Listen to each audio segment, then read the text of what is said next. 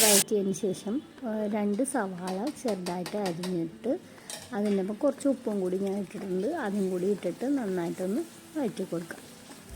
അപ്പോൾ ഇത് വഴറ്റി കഴിയുമ്പോൾ നമുക്കിനി പൊടികളാണ് ഇട്ട് കൊടുക്കേണ്ടത്. അതായത് മല്ലിപ്പൊടി, മുളക് പൊടി, മഞ്ഞൾപ്പൊടി.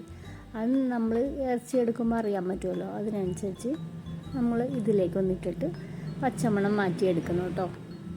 ഇനി പൊടികളുടെ പച്ചമണമൊക്കെ മാറിക്കഴിയുമ്പോഴത്തേക്കും നമ്മൾ മട്ടൻ നന്നായിട്ട് കഴുകി ഊറ്റി വെച്ചിരുന്നത് കുക്കറിലേക്ക് ഇട്ട് കൊടുക്കാം. അപ്പോൾ മട്ടനിൽ നന്നായിട്ട് കഴുകണം കേട്ടോ, വിനാഗിരിയും മഞ്ഞൾ.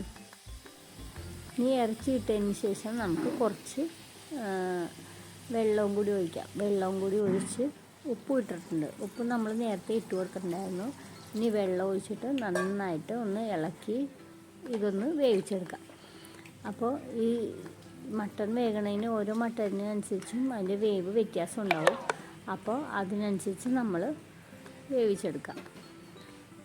വേവിച്ചതിന് ശേഷം ഇതിൽ നമ്മൾ കുറച്ച് കശുവണ്ടി, ഒരു കൈപ്പിടി കശുവണ്ടി എടുത്തിട്ട് നമ്മളൊന്ന് വെളിച്ചെണ്ണയിലിട്ടൊന്ന് പൊരിച്ചു കോരാം.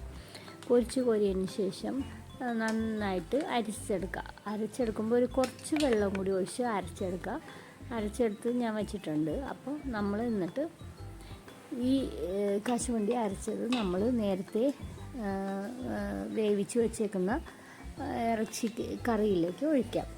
അപ്പോൾ പച്ച കശുവണ്ടി അരച്ചൊഴിക്കുന്നതിനെക്കാട്ടും നല്ല ടേസ്റ്റ് ആയിക്കോട്ടെ ഇങ്ങനെ പൊരിച്ച് കോരിയിട്ട് ഒഴിക്കുമ്പോൾ.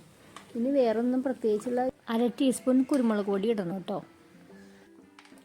നേരത്തെ നമ്മൾ പൊടികളിട്ടപ്പോൾ 3/4 ടീസ്പൂൺ മസാലപ്പൊടിയും ചേർത്തിട്ടുണ്ടായിരുന്നു. ഇനി ലാസ്റ്റായിട്ട് 1 ടീസ്പൂണോളം നെയ്യും കൂടി ഒഴിച്ചിട്ട് നന്നായിട്ട് തിളപ്പിച്ച് കൊടുക്കുക. 6 kg ഗീ ഉണ്ടല്ലോ, അതും കൂടി ചേർത്ത് നന്നായിട്ട് തിളപ്പിക്കുക. ഈ സമയത്ത് ഉപ്പൊക്കെ നോക്കുക.